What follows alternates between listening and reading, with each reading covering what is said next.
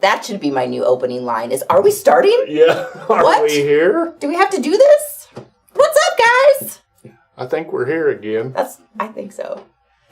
You know, it's just more fun to pretend like we're confused and starting, just in case something goes wrong, we don't have to waste a whole bunch of, like, actual, like, programs talking. Yeah, most of the time it's not a pretense, though. We're usually just confused.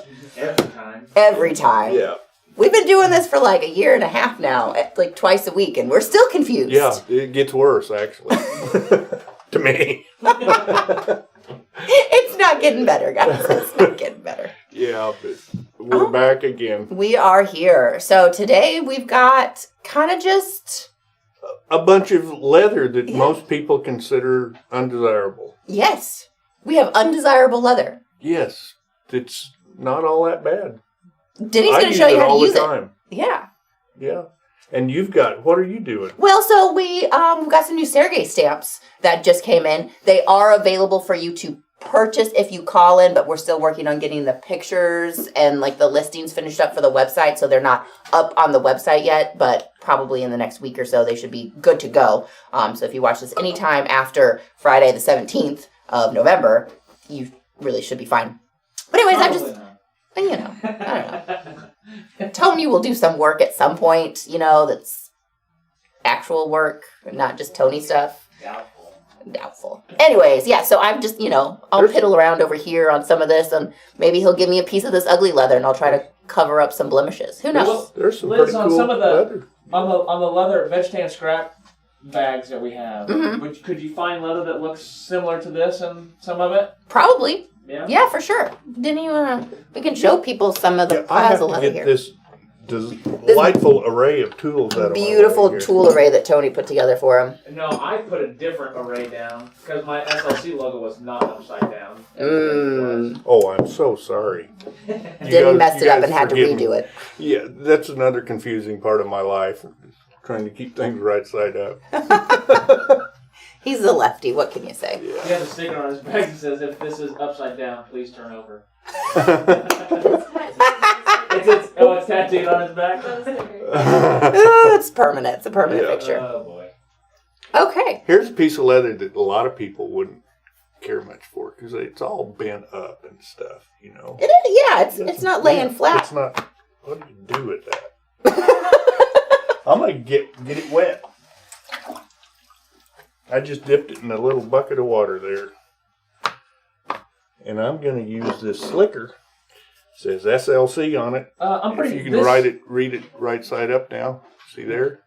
How's that, Tony? Great job, Denny. Hey, this is Herman oak, right? This is still Yes, this is Herman oak. But the undesirable or the outside pieces is a lot of what we have here. Yeah, a lot of pieces that are around the outside. That's right, because when they stretch it, the main body of the leather turns out fairly flat, but the outside, kind of wrinkles and curls up. But it sure can. But there's nothing wrong with it. It's still the same leather. But you can get it wet. I've got this slicker. It'll flatten right out. And just maybe FYI, you'll see almost every one of the pieces that we have, not every single one, but many of them have these toggle marks here around the edge.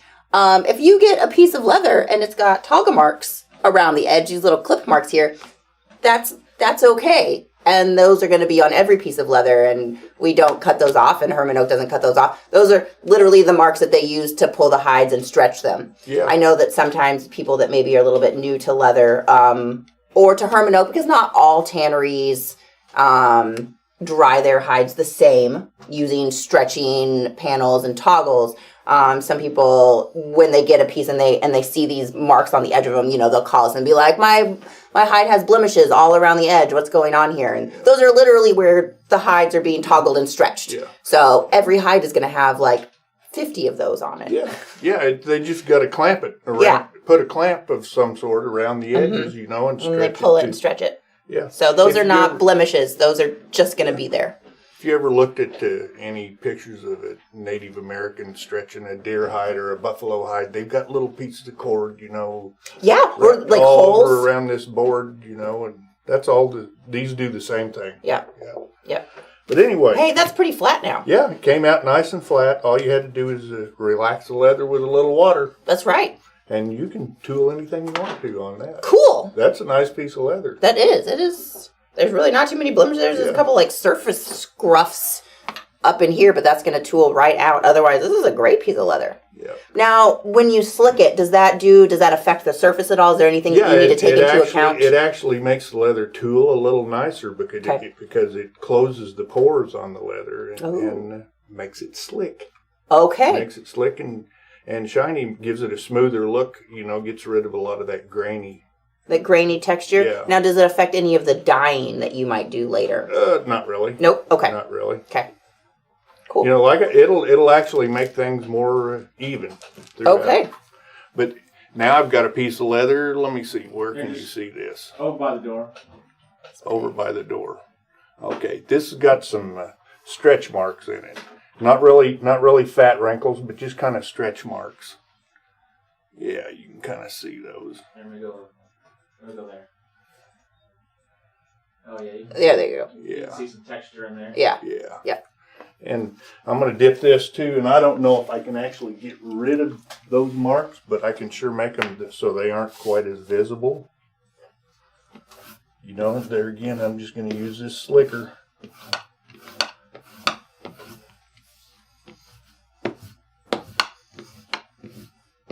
And I guarantee if you tool over this, you will never know they were there. Because I tool over stuff like this all the time. In fact, most of the project I do, I go to our remnant pile. I don't go to a side of leather. Right. Unless it's a piece that needs to be too big and too specific, But unless it's a guitar case. Yeah. It's kind of hard to get out of. We try to teach the guys that a piece the size of a guitar is not a remnant. It's just a piece of leather. You could probably do a ukulele case. But if you look at this now. Here, I'll do it over there. There you are. You can just barely see those marks. And like I said, if you tool that, you will never know they were there. Yeah, no, that just flattened out everything. That flattened that grain right down. Yeah. That feels so much better too. Yeah. Because before you could feel those pores. If you ran your finger over it, you could feel the texture of the hide. And now it's completely smooth. Yeah. Generally, when I'm doing a project out of vegetable tan leather, unless I'm using a pre-cut piece like a wallet back or something like that, I will always slick it down because it makes it tool a lot nicer.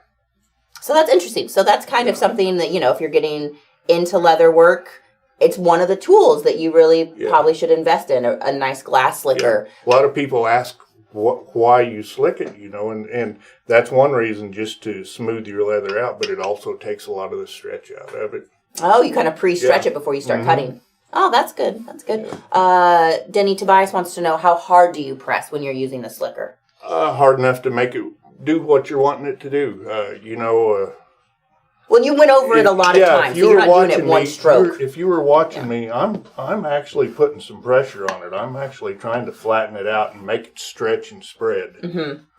Maybe like kneading dough?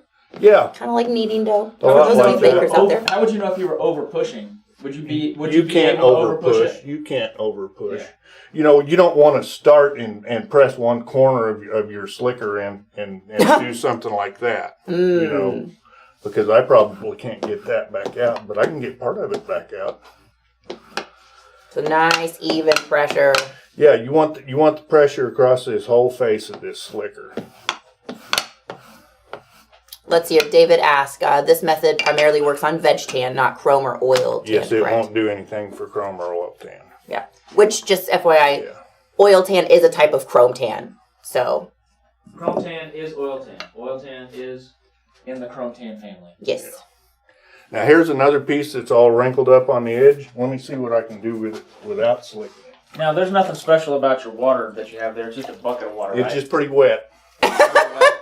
That's the only special part. It's some wet water. Is that how we keep our water here? Is wet? Yeah. But I can just take this now and just use my fingers and my hands and straighten this out.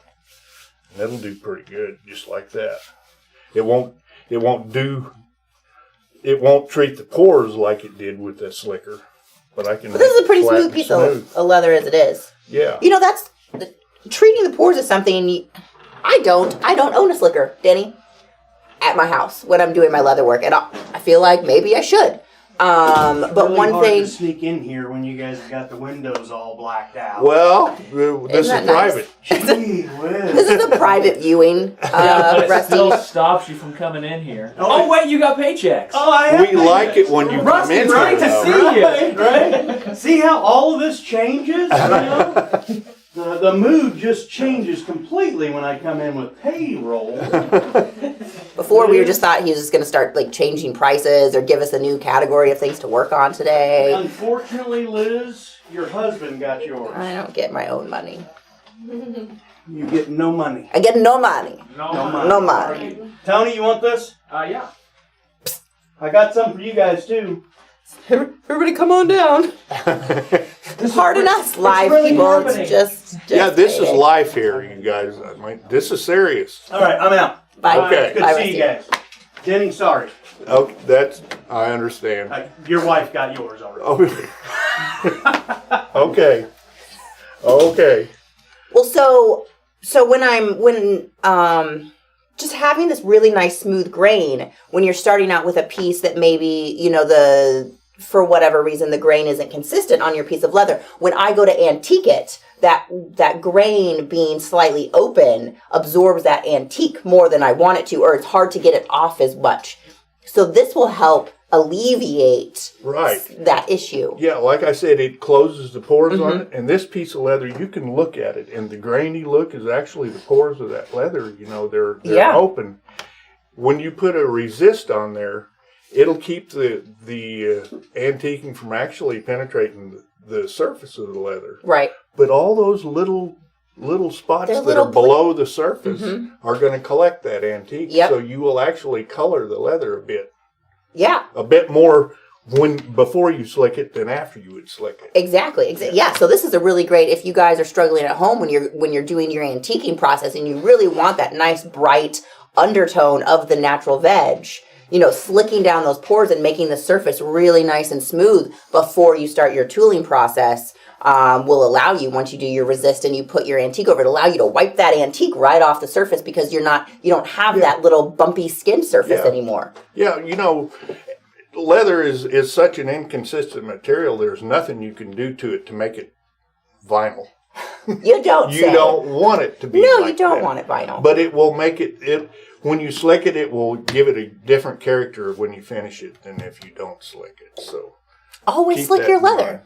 Go buy a slicker, guys. Yeah. I'm going to buy one today. Or make one. Or make one. Yeah, I made one out of a piece of maple one time. Okay. Used it for years, and it worked good. What kind of grit did you go up to? I mean, you want it to be pretty darn smooth. You want it to be smooth. You don't have to be over. You don't have to overdo it. You know, just so it doesn't leave marks in your leathers when you slick it. You want it to slick it, not rough it up. Whoops. Don't try out your homemade one on your first big project. Try it out on some of this kind of leather first. Yeah. All right. Now That piece that you just had that you took off there laid down real nice. It did, yeah. Look, it's all flat now. Yeah, and it was just all curled up like this. You know. Yeah. Water does a tremendous amount to leather. Water just relaxes all those fibers in there and lets you. Some of them will stretch and some of them will shrink. You know, all you've got to do is work them until they do what you want them to do. I will say, so that person that asked if this worked on chrome tan leathers, there is, if you do have wrinkles in upholstery leather, as long as the leather, you can, and I think we've done a video where there's like a little how-to about this, you can kind of slightly iron it from the back to get out some of those creases as long as the acrylic finish, which is what most upholstery leathers have, hasn't been cracked or broken. You might still see that, but you can spritz the back of an upholstery or a chrome tan possibly and lay it out from the back to a slight extent. So that is something that most of the you can chrome do. tan like that, like bag sides or upholstery, when you warm it, you can pull wrinkles out. It's just kind of like your clothes. Yeah, so like a light iron on the backside with like a cloth, between you and the leather. You can kind of get out some of those wrinkles. And I believe that we do have some information about ironing upholstery leather somewhere on the website or YouTube or something. You can look that up. And Terry Beeson wants to know, he says he's had some leather that's been really hard and tough, almost like rawhide, and how to get it to tool easier. Terry, you know, if it is like rawhide, you probably aren't going to get it to tool much easier. There's a lot of leather, especially saddle skirting. I used to get some even from Herman Oak that it's so thick and so dense that in the very center of some parts, like up in the neck especially, it'll be what they call it slack tanned. Okay. You know, there'll be actually a thin layer of rawhide that's still there. And they leave that stuff, how long do they leave it in the solution? 30 days. 30 days. You know, that's how long this leather, this hide has been soaking, and it's still got that little parts of We've had some of like it. the extra heavy Herman Oak that comes in that'll be like 22, like the gauge has started to go back around when you gauge it. Like it's completed the 24 ounces and now it's headed back around. So like 20, 24, 26 ounces. And sometimes, I mean, when they pull that out of there, they don't really know what they have until it's done. They're not, you know, going to cut through the middle of the side. Can you still use that? I have. You know, the parts of the leather that do end up like that with that slack tannage in them are generally parts that you wouldn't want to use in a visible part of whatever project it is. Okay. Maybe for a lining or for a stiffener somewhere. Somewhere, yeah. You know, and if it's got rawhide in it, it'll really work for a stiffener. Be a good one. You know, but you can still thin that down, you know, because that little bit of rawhide is right in the center, you know, because that the tannage goes from each side, goes towards the center. Exactly. You know, and, you know, so thin it down. You aren't going to run into the rawhide until you actually cut through it, you know. So, Oh. And Austin Robb says, do you still tape or put mat board on the back to prevent stretch if I use a slicker? If you're going to tape it, you either need to tape it before you slick it or after it dries, because the tape's not going to stick while the leather is wet. Oh, sure. So, like I told you, I generally don't slick like a wallet back or something, but I have before. But I've taped it first, and then it's so thin that I can just spritz it with water and use a slicker on it, and it will smooth it out. But you want to tape it first to get that tape to stick. Otherwise, you have to wait because, like, I could start tooling this right now, but I can't tape it because it's wet. That's right. The tape isn't going to stick. Or if you use rubber cement on the back, that's not going to stick either. Right. You know? So if you do want to slick it and get the stretch out before you start tooling, you will then have to allow it to dry before you start tooling again. Correct. You have to let it dry, put your tape on it, and then case tool it back up however you case it. Okay. Yeah. Abigail says hi. Hi, Abby. Hi, I miss you too. All right, here's another piece of leather. Can I see the? And it's got a lot of stuff in it. These aren't really surface. Physically, this is smooth, but it's got a lot of marks in it. It's like it's marbly, varicose veins, right? Yeah, it's. Yeah, or let's see if pictures out. You know, and I can slick this too. I can get this wet and slick it. You guys see all that texture going on in there. And some of that will disappear, but if I just leave the leather flat and smooth, you will still see some of that. Yeah, but I guarantee you can tool that, and you will never know that's there. Yeah. All right, do your magic. You want me to tool some? Yeah, let's see what you got. All right. I'm just going to spritz this, and I'll slick it. Oh, so you're spritzing this time. Yeah, instead We're not dunking. No instead dunking. of dunking it, because I don't want to get it too wet. But I'm going to slick it. Now, do you slick all your projects before you tool them? Well, like I said, most of the time, if it's a pre-cut piece, like a kit piece, a wallet or something, I generally do not slick that. I can't say I never do, but for the most part, when I tool something, if it's a piece that I'm cutting out, I will slick it. And I'll generally slick it before I cut the actual shape out. Because you're getting all that stretch out. Yeah. Because if you cut out your part and then you slick it, suddenly you're going to end up with something that's like 1/4 of an inch bigger all the way around. Yeah. Now, did I bring... Oh, we've already forgot something.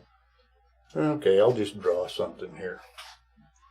Let me draw it. Okay, let's look at the top here again. I've got a really visible spot right here. So I'm just going to put a flower and maybe a couple of deals around that. Let's see what happens. Use that as your flower center? Yeah. Put it inside a petal. Yeah.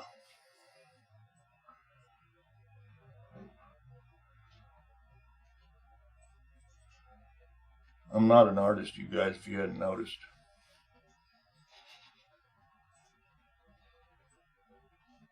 All right. Let's see here. Put a little flower center in here.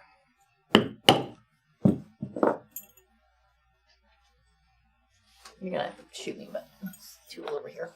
Okay.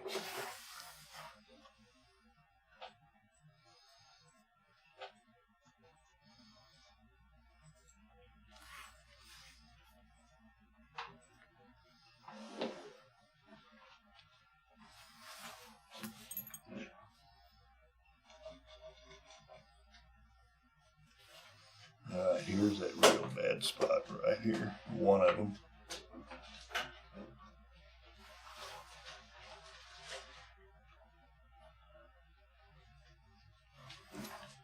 And let's just come around here with a stem. Little Fear, I might need you to rephrase your statement or question because I'm not really sure what you're getting at. Okay.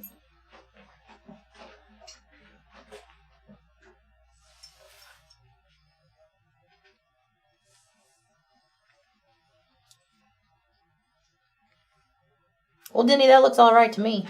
Okay, yeah, that's all I'll do, just so people can see kind of what it is. In fact, I probably won't even do the whole part here. And I don't know if you can see me tooling or not. We got it. Have some faith in Tony there. He turns out all right eventually.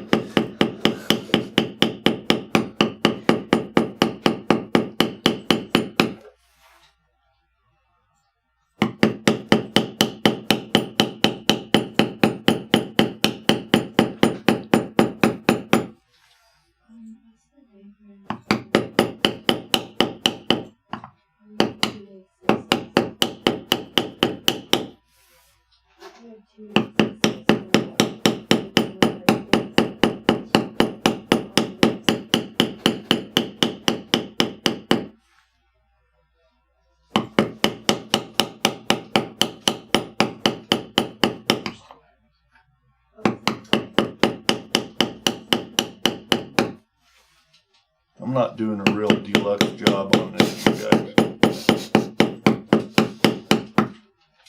This is something you give to your mother-in-law when you're done.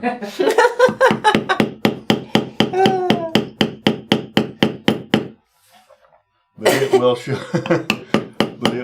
you what the leather will do.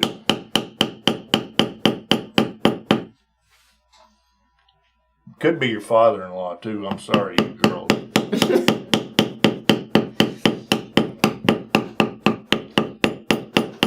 Maybe your boss. Maybe your boss. There you go.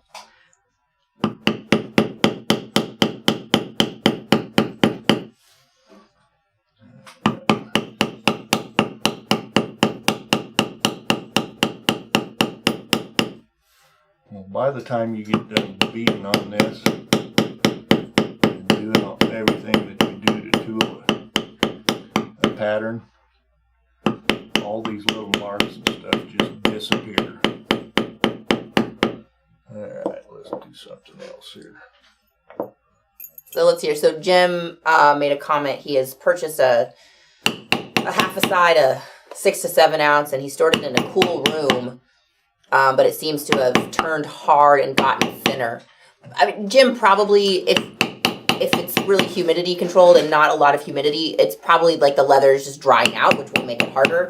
So you just, once you start working with it, you'll get it wet and it should kind of come back to life a little bit. Or it'll... Yeah, the water should relax it again. Yeah. And there again, it depends on how long you've stored it. I mean, everything has a shelf life when you come right down to it. Some people say, oh, leather will last forever when you store it. The leather will still be there, but the properties of tooling and finishing and everything sure changes over a long period of time.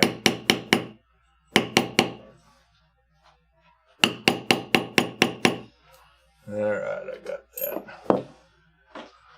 Let's see, what else do I want to do here? Let's go around the center.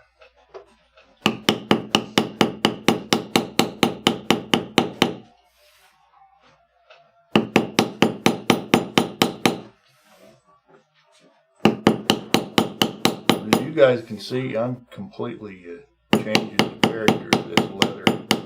Just with the tools that I'm using, the pressure that I'm using, it actually changes the shape of the leather. Leather is a lot like clay.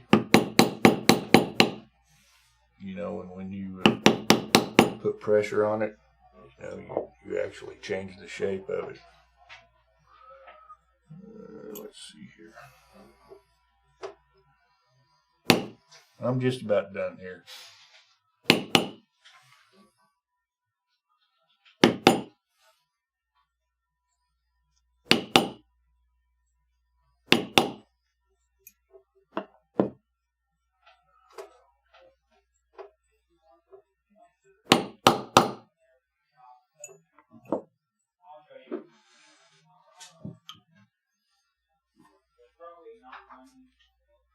Can't forget those decorative cuts. Yeah. Gotta have those in there.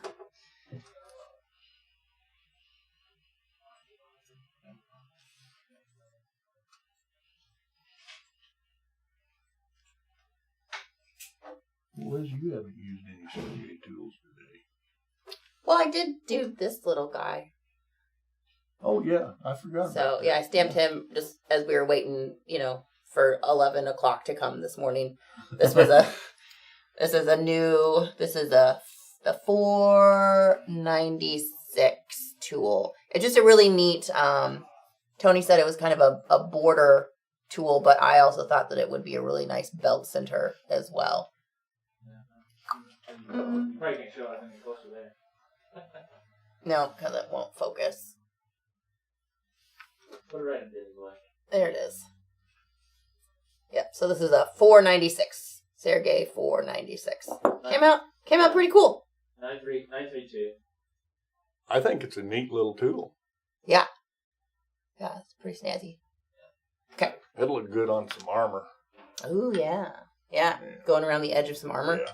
Yeah, that'd be pretty sweet. Okay. Well, anyway, you can't see where that big blotchy spot was because it was right about where the flower center is. All those lines disappear when you put a little pressure on them. Yeah, it looks pretty nice. Yeah. I mean, other than that it's a homely little flower. But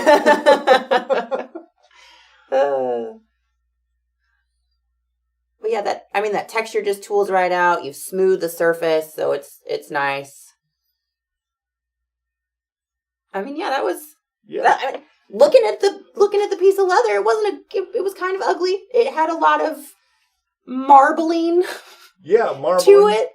That's the best way that I can say to describe that. I would use this on a $6,000 saddle. Yeah. I could use that piece of leather and not be at all ashamed of it. Yeah. And not say it's defective or not what it should be.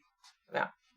Because leather is a natural, like you're always going to have if you buy an A-grade side of Herman Oak, you're going to get that, and there's going to be areas where the grain is looser. There might be a scar that you have to deal with. There might be some of, down in the belly region, you will start to get some of that marbling, and that's just really, it's hard.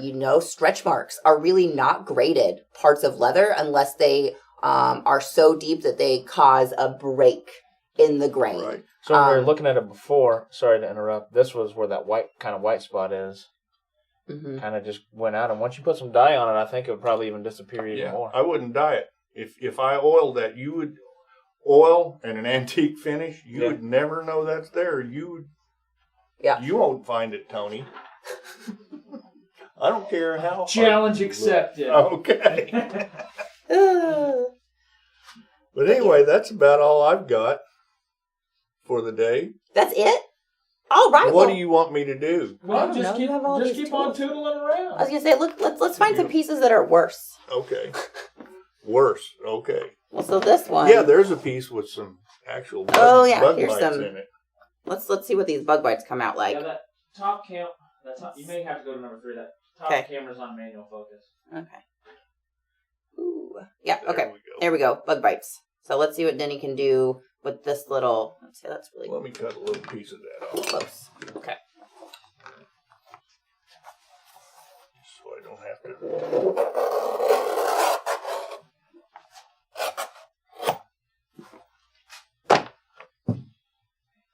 And then I'll show you guys all these new Sergey stamps.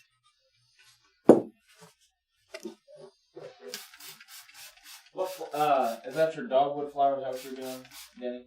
I don't know what that flower is. How many petals does it have? Where'd I put it? Over there. 1, 2, 3, 4, 5. No, dogwood only has 4 petals. That's an unnamed flower. It's the Denny special. My wife's told me one time, flowers always have an uneven number of petals. And I proved her wrong. One of the few times. Okay, so Denny, let's see here. So Little Fear reworded their little phrase. So the thin leather that I stamped turned out okay, except the edges came out a little smashed. I think it was about 2 to 3 ounce, which is very thin. But maybe it was thinner. Yeah, 2 to 3 ounces hard to stamp. Yeah, it's hard to tool and get a lot of definition because you don't have a lot of thickness there to get a lot of definition. And sometimes you really have to be worried about stamping through the leather. So I think Denny's going to do another little small flower. Yeah, I'll do a little flower. Let's see here. So another person asked, will we be talking about fuzzy backed leather? So let's see here. Like when you tape it up and you pull the tape off and it's kind of fuzzy on the back. Mm-hmm.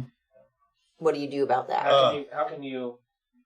If you're wanting that piece of, the back of it needs to be smooth like a finished piece of your leather, about all you can do is, a lot of people will use gum trag or Toconol or Toco Pro or even paste saddle soap. It will lay the nap down on all that fuzzy stuff. Mm-hmm. You know, so Get rid of your nappies. yeah, get rid of your nappies.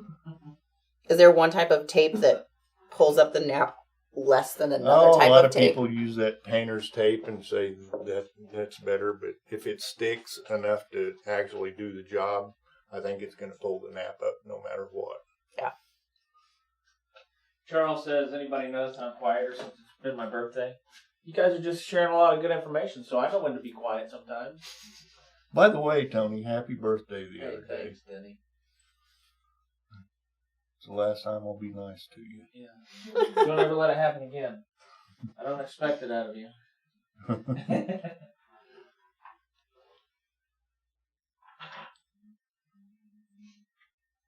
You drew all those beautiful large petals and you're just... Yeah, I didn't like the way they looked. You didn't like them. It just kind of gave me some place to start. All right. Here I am again. Okay, now look at all these bug bites here. Where are I they? can't see them. Yep. There we go. Yeah. I can see them. Yeah, you can see them in there. All those. I'm going to go see if I can find a piece of leather that has Oh, there you go, a right fuzzy there. back. Yeah. We had that other video that we did on the bug bites. Yeah. You know, as long as the surface of the leather hasn't been actually broken, most of this stuff will disappear.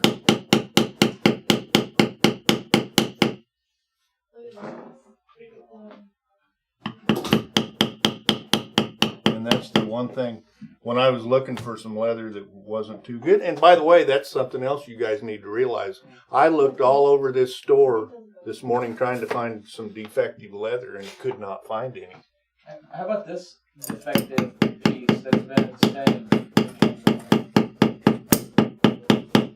I think we cut some little saddle key fobs out of yeah. this weird piece.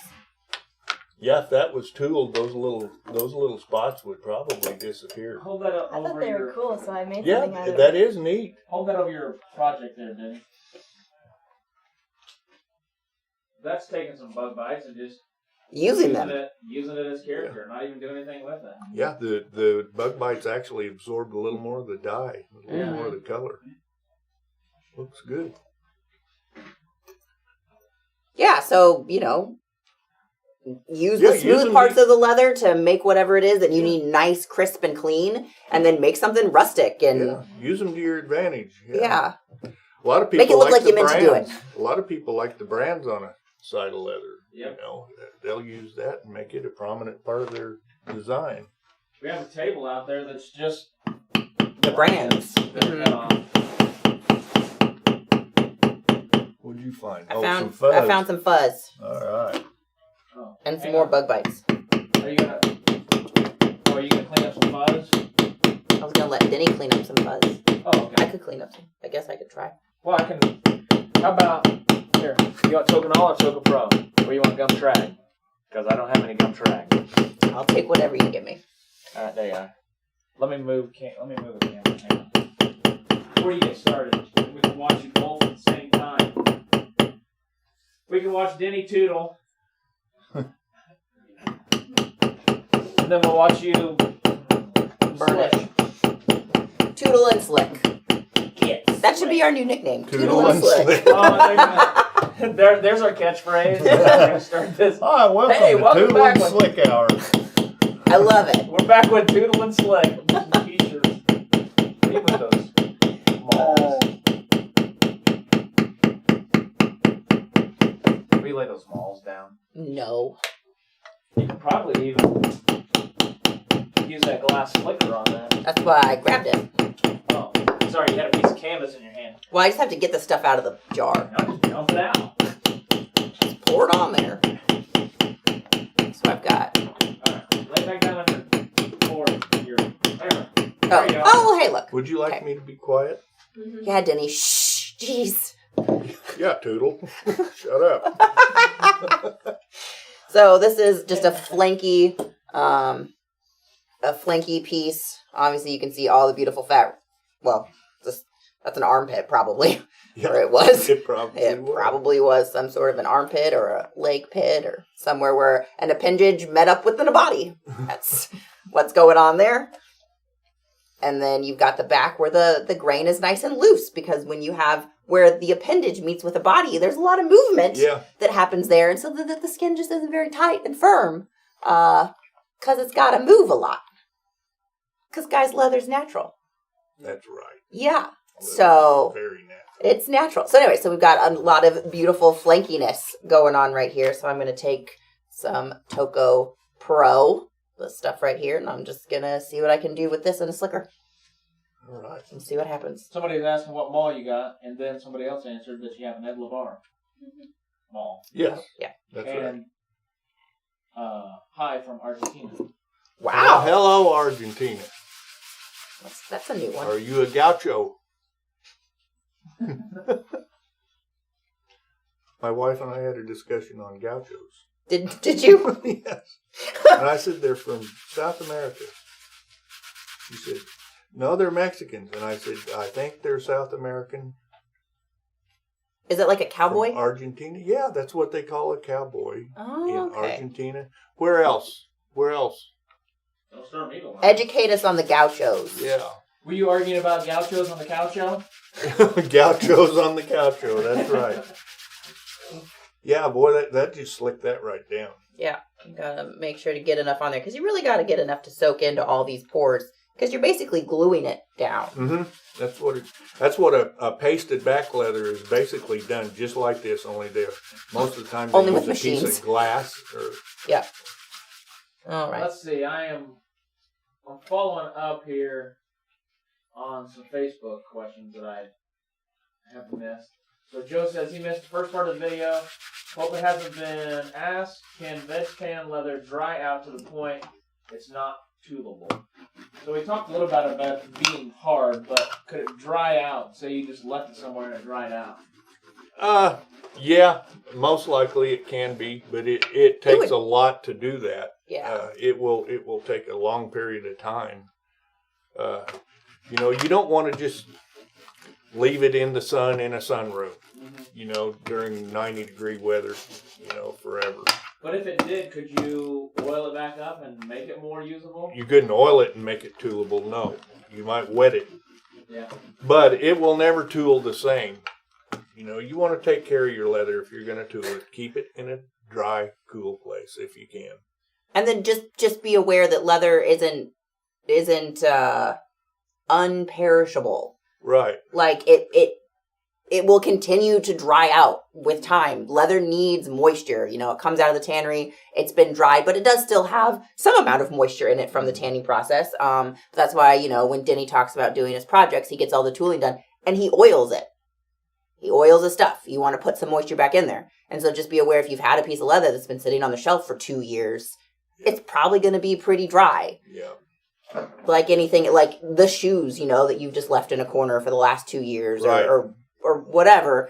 Like continual maintenance is a thing. That's why, you know, we suggest if you've got a jacket or a couch or your shoes that you're conditioning them on a regular basis, you know, every 6 months, every year to add some moisture back into that leather. It's the same with leather that you haven't used yet. Yeah.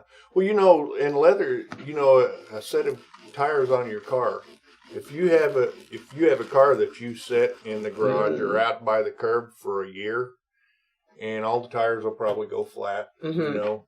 And when you look at them, they'll have little check marks all the way in little cracks in that Rubber is. And leather does the same thing. If you use it, it's a lot better than if you're just letting it sit somewhere. Yeah, because it keeps it. Yeah, it keeps it limbered up. Yeah. Yeah. Is this what that arm motion was? The arm motion. Yeah. Wear that jacket. Yeah, exactly. We got a hi from Scotland. Oh, hello. Zero says a vaquero is a Mexican cowboy. Yes. Okay. And a charro. Is it charro? I believe that's a Zero. Mexican cowboy also. Brandon Shelton said he got some of the Herman Oak bridle off the live sale that had some imperfect coloring on it. On the back, from sliced down, and was a nice marble look to wallets. All right.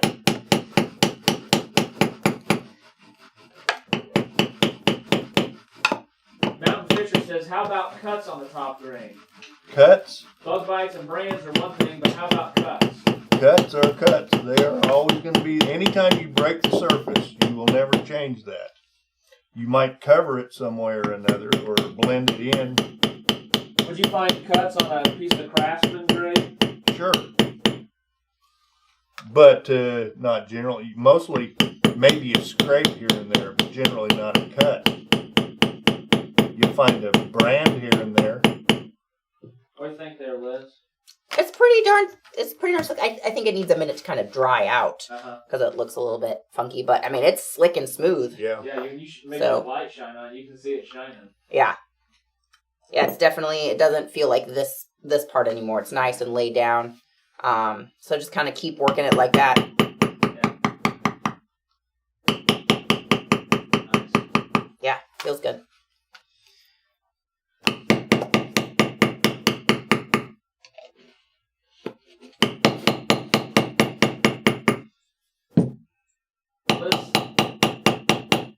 Say we sent a piece that had a cut in it, or that had a blemish in it, and they ordered 3 square feet of a piece of Herman Oak.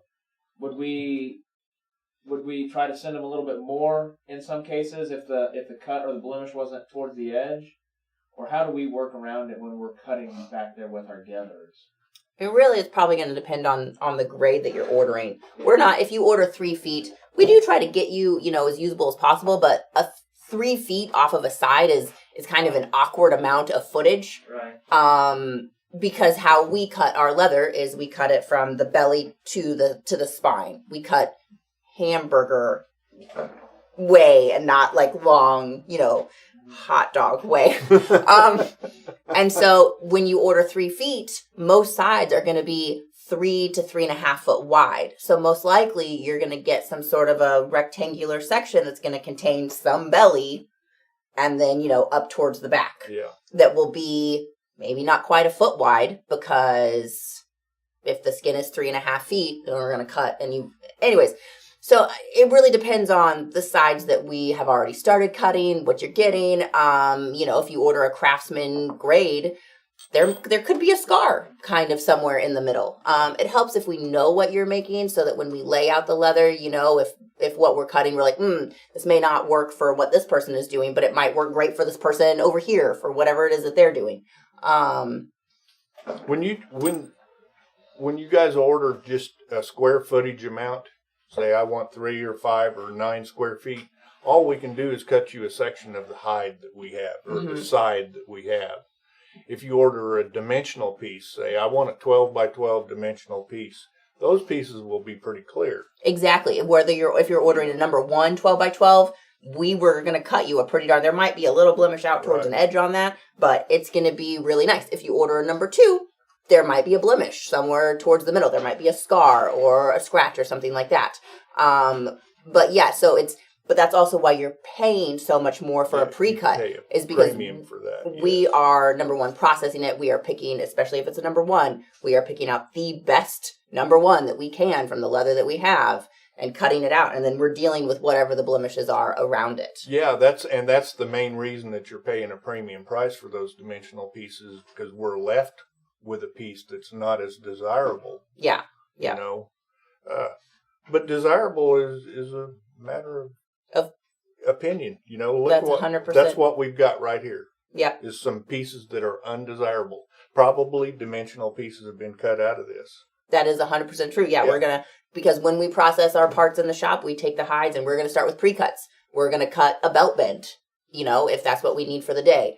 Which takes the back half of the side. Then we're going to start cutting pre-cut. So, if we don't need belt bends, we'll start cutting our 24 by 24s and our 12 by 24s, and we're going to start cutting out those sections. And, when you've got a 24 square foot hide, you're going to get 8 12 by 24s out of that, which is only 16 feet of leather. And so that means you've got another 8 feet, 6 to 8 feet of leather that, you're having to process elsewhere. Either cut smaller pre-cuts, cut the shapes out of it, cut wall backs, or whatever it is that's happening. And that's if you have a pristine piece of leather and you can get 8 12 by 24s perfectly out of a side. Yeah, and the point is, when you get dimensional leather that's cut out of the heart of that side of leather, and the rest of it is when we're avoiding every single blemish that we possibly can. But when you order just a square footage, you get. When we buy leather, most of the time we buy Tannery Run, do we not? No, we buy grade. Okay. If you're talking Herman Oak, we're buying a grade. So we buy the D grade, which is what we call Craftsman. We buy B grade. Herman Oak has graded that leather, and they have considered we buy B grade. We buy A grade from Herman Oak, and they have graded it and sent it to us, and we are paying whatever it is that we pay for that grade of leather that's coming out of Herman Oak. And so then, when we're cutting our pre-cuts, we can cut an A grade 12 by 12 out of a D grade side. That's 100% possible for us to do, because we can put it next from this brand over to the scar. You might have an A grade piece of leather right there, and we're going to cut that out. But we might, depending on the leather that we have at the time, we might have to cut up B grades or A grades to get those pieces out. Yeah. So. Well, all I know is when I was making saddles, I used to buy Tannery Run. Yeah, I'd buy a roll of saddle skirting, and it would be Tannery Run. There would be 2 or 3 B grade sides in there. There would be some D grade sides. Yep. When you buy 10 sides of Tannery Run, you'll get a little bit of everything. Exactly. But it's all usable. Yep. It's all usable. Everybody's afraid to use those wrinkled up pieces or pieces that have a brand on them. Use them in a place that counts. Yeah. And when you buy saddle skirting, for the most part, it is Tannery Run. So when we're talking about skirting, which is going to be your 11 to 16 ounce leather, that we are typically purchasing as a Tannery Run. So you get kind of this mix of grades that comes in. But then for your strap leathers, everything from 10 to 11 down to the 2 to 3 ounce that we sell, that we buy graded. I see. Yeah. Yep. I see. See, I learned something today. It's a good thing Liz. Look at this. This is drying up and still feels good. And that'll just keep getting lighter. Old Slick did her job, didn't she? She sure did. Okay, let me finish messing this up. This is that part that had all those bug bites in it.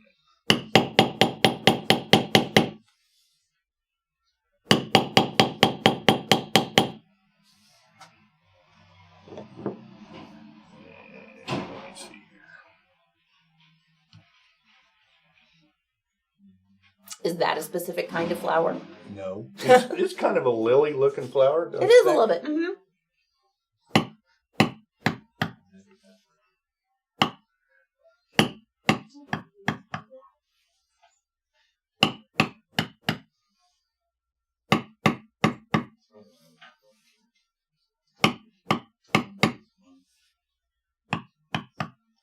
We had one of the guys on YouTube was talking about loves blemishes and things like that. They make dragon masks. Ooh. So it just adds character to it. Yeah, just you guys that are buying sides, don't expect to get to a piece of plastic because that's not what you're buying. But everything you buy is usable if you make it so. Mm-hmm. Liz, do you have those other Sergey stamps all stamped out? I do. I have your little sample pad. But I do also just have a piece of leather that I could stamp on. Well, maybe we can just show the ones we have so far, right? And then you can also see where I screwed them up. So Tony did this. So let's see here. So this is kind of a fun, it's not a stamping tool per se, but for those of you that make fancy belts, maybe you also want to put a fun little decorative line around the adjustment holes in your belt. So this little tool will do that. So it has, when you stamp it, it has this little indentation where then you will be able to punch out a hole right there. And then you can see this. So those down below, I punched the holes first, and then I set it in there and did it, and then that top one, I did it without punching the hole. Yeah. Yeah. So that's just kind of a neat little design. That will be the 932 DBH1. It's called the belt hole number 1 tool. So it's a little thing. I think that's neat. Yeah. It makes it so your belt section, your whole section isn't just plain. Exactly, yeah. Just a fun little addition that you've got going on there. And then next, we've got this newer dragon scale. So it's wider. Is it wider? Is it the same design as... Same basic design as the other one, but it's wider. Okay, so a wider scale. A little wider. That piece of green? Dragon scale. That piece of green bed, where'd that run off to? Did you ship it out? No. Oh. So this one is 932-510 for this wider new style of scale. Chevy guy had done that with the dragon scale and made a flower out of it. He had more details, but let's see. There we go. So this is just 4 quadrants. This cute little flower. Tony did that the other day. So that's kind of a fun different thing that you can do with this guy. So that's one of the new ones. And then we've got this guy down here, which is just it can be used as a flower on its own if you're doing kind of a small scale design, or you can use it as a flower center. So, or just a backgrounding tool. Yep, or just a backgrounding tool. This is pretty neat. So he is 932-446. This one, this guy right here.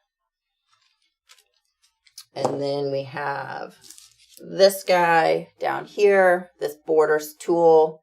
And then I think Sergey also has a corner tool that we'll be looking into in our next shipment that goes with this one. So right now we just have the running stamp. Just this fun. I like this one a lot. That's pretty neat. So just that guy. And we are 932-306 on this one, 932-306. And just like I mentioned earlier, they're not quite up on the website. We're working on getting the photos done. But if you call in, you can order them. And then we have this guy right here. So this kind of just geometric background, basket, weave, doodad. Accent. An accent. This thing. Head. Axe head. Sorry. This guy. He is 932-32. That's the one I like the best. Mm-hmm. Is it? Yeah. That axe head? Yeah. Yeah, right here. Mm-hmm. Yep, so that one's fun. And then we have... You said axe, right? I said accent. Oh, accent. Yeah. And then we've got this Celtic knot basket weave, which is probably one of my favorites. I really like this. This would be a really nice knife sheath basket look weave. At the one down below that I don't look at this one that Tony totally messed up. Look at this multiple stamp here. I was taunting and stamping at the same time. Anyways, so that guy, I like him a lot. He's a good basket weave. He is 932-475. If anybody is catching on to this, all Sergey stamps start with 932 dash and then a number. So if you're looking for Sergey stamps on our website, you can just type in 932 dash if you don't want to find the category. And it should pull up all of the Sergey tools that we offer. So this guy right there, pretty cool. And then we've got this one. I like that one. So he's another fun, I would call him a geometric background. It's a tri-corner. Tri-corner. Yeah. Or a tri-weave. Tri-weave. Got that guy. He is 932-517. That's fidget spinner. The fidget spinner? Yeah. Mm-hmm. That's a good one. I like that. So pretty neat. He's pretty cool. And then we've got this I like that one. triangle basket weave. Oh, yeah, that's nice. Is that an appropriate term? So this guy here, this one, this angle is getting awkward. So that guy is 932-523B. Does that mean there's like an A somewhere? I don't know. Okay. There is a C. And then lastly, we've saved the best for last, guys. There's a hexagon, which we all know is the bestagon. So this is a pretty sweet tool. It's got many hexagons. It's the hexagon containing hexagons. And then even the little center here has been faceted a little bit, so you get some texture on the inside when you stamp it. It's not just a multi-hex. It's the multi-hex. It's like the multiverse. And then he is 461, so 932-461 on this guy. Brandon Shelton was saying with a decorative belt hole stamp, it's handy for knowing where and where not to draw your floral or basket weave. Yes. So if you do that, then you know where. That's a good one. You know what? If you had a hexagon hole punch, this would actually be a really cool belt hole too. You could just punch out the hexagon in the middle. Even a round hole in there would still look good. Yeah, it would. Anyways, I'd never thought of that. Just for you guys that want to jazz up your belt sizing holes. Jazz it up. I'm going to try that. Cool. Okay. Let's so those are the new staircase questions here. People were asking, are just his stamps brass? No, he does some stainless. Do we? Stamps, but we don't carry the stainless one. Are they quite a bit more expensive? Yeah. Yeah.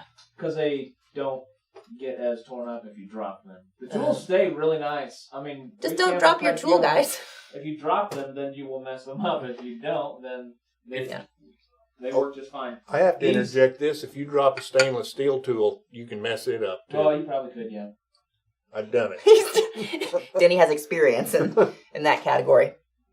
But these stamps that we have here are not in the catalog because we did not have them before we sent the catalog to the printer. Yeah, so on Sergey stuff, I mean, we add almost every order. We add another batch, don't we? Try to add at least 5. So that's just going to be a continual thing. So if you guys are like always looking for the new Sergey stuff, we'll typically come out with a flyer, when we get new ones in and we have enough for a flyer, then that can go out in orders. But then, just kind of keeping an eye out, just go type in 932 dash on our nice Well, little if you website go to shop there. now, go to stamping Pop tools. right up. There's a category of just surrogate stamps. Because we have a lot at this point. There's It's like a also whole banner, aisle. I think, on the top of the website. Yeah. Let's see. Can you show the one you tooled earlier? Oh, and give us the number. Yep. So this one, there it is. So this is kind of just a running border tool, and it is 932-496. And then... Dean, it fell out of his zipper pouch. That's Sorry. to the ground. So we've got... I like that a lot. Yeah, I like it. I like it too. That's pretty neat. Let's see. You don't see perspective stamps too often, and I like how it looks like it's like a column is what it reminds me of.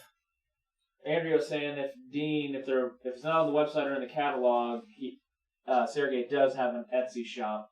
Oh yeah. But if there is a tool that you want from Sergey and it's not on our page, if you send teams at Springfield a message, they'll get in contact with me, or just send it to me. It's better to email them so they stay on top of me. But if there's a certain tool you want, we can order it from you, and you'll get it. You should get it faster than just ordering it straight from him, because you're about maybe a month shipping from him to get in line. And I think we're ordering every 2 weeks, and so we're getting an order every 2 weeks from him. Okay. So yeah, anything else? Did we answer the question about Sir Palander? We did. We talked about the fuzzy backs. Okay. We did. The stamp numbers are on the tools now. Yes, they are. Anything else? I don't know. Oh, hey, Denny, you want to show him the bowling ball bag? We finished it. We finished the bowling ball. And by we finished it, I mean it dried. It dried.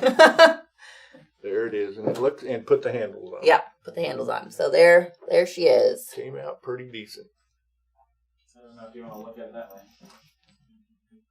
Not too shabby. Yeah, I like the green. Mm-hmm. The character too of turning it inside out, the little bit of wrinkles that it threw in there look really cool. Yeah. All right, so that's the bag done. And then Clayton said that he sent you the file. Nope. So we got it all scanned in, and supposedly Clayton is going to send Tony the file for the pattern. So we'll see if we can get that uploaded for downloads. Uploaded for downloads. One of these days. Alrighty, well let's look at your flower real fast before we call it a day. Here's the flower real fast. Hold it towards the camera towards me today. This one. Where this is. Oh, there you go. Where'd those bug bites go? They disappeared. They're floral now. Floral bug bites. Now, so just if you did dye this, would you have to be careful because the dye will still highlight some of those bug bites, you think? To a point, yeah. Okay. But still, it'll kind of have a little bit of a rustic look, but I don't think it will be detract. In the first place, there would be more to a design than just this flower sitting in the middle of something. Right. There'd be a whole bunch of stuff around it, and it wouldn't show. Okay. But when we did that other video that we did, when I did all that bug... Yeah, it's just a short little video. If you want to look at it, I think it's called A Mosquito Bit My Leather. A mosquito bit my leather. But that you Look can't at it. tell. It was antiqued. It wasn't dyed. It was antiqued, but you cannot tell that there are any bug bites on there. If you want to see it in person, you can drive here and Go to the retail bathroom. Use the bathroom on retail and you can see it. You should always just use the bathroom on retail anyways, because it's pretty snazzy. All right. What are we doing on Friday, Denny? We're going to do some little projects. We might take some of this less than ideal leather and use it. Yeah, and Okay. do some small, just real simple little projects, 2 or 3 little projects, like a little key wallet, with the little key hooks on it. Yeah, what was the other thing we wrote down? Did you bring that piece of notebook paper over here? No, I didn't. I've already forgotten. We'll be doing We're something. a little card wallet. Oh, like a business card, a folded business card wallet? Yeah. Okay. Maybe and a bracelet. yeah, that cuff. Yeah, a metal bracelet with a leather With inlay. a leather insert. Ooh. I All might right. do a Bic pen holder. Yeah. and that's your deal. Yeah, if I can find it. I'll hand sew it. All right. Well, we thank you guys for joining us today. It's been a pleasure answering all of your questions. That is what we are here for. So we will see you again on Friday. Yep. Have a good one. Oh, no live shopping tomorrow. So just save your money for Cyber Monday, because Tony and I are having a really great time finding things for our 5 hours of sales on Cyber Monday. So don't forget about that. It will start at noon Central Time and run until 5 p.m. Next week, we'll start doing our advertising and let you know what hours will be what, because we will be dividing it into some oil tan, some hair on. We'll try to do some veg, some upholstery, and some exotics. And embossed leathers. Printed? Yeah. So we will have a lot of awesome stuff for you on Cyber Monday. So make sure your wallets are ready. And you don't have to work all day, because that's how we're going to be here. Anyways, catch you later. Bye-bye. Bye.